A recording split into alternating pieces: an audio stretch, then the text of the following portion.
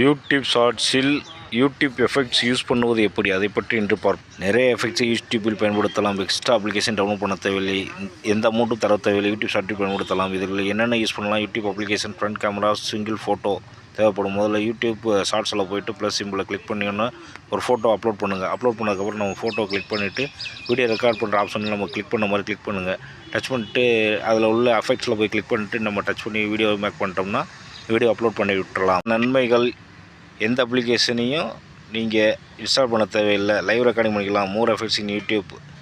இதில் அலைன்மெண்ட் பண்ண தேவையில்லை, எந்த பேமெண்ட்டும் பண்ண தேவையில்லை, நிறைய ஸ்டோரேஜ் இருக்கும்.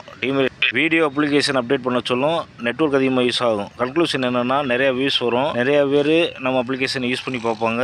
நிறையா பீப்புள் ரெகுலராக வீடியோ அப்லோட் பண்ணணும்னா பார்த்துட்டே இருப்பாங்க. இவர் சேனல் நேம் ஃபேவரட் ஆயிரும். இது பண்ண தான் மானிட்டைசேஷன் ரெகுலராக வரும். பீப்புள் நிறைய பேர் அண்டர்ஸ்டாண்ட் பண்ணிக்கிடுவாங்க, எளிதாக புரிஞ்சுக்கிடுவாங்க வீடியோ ரெகுலராக வந்தால்.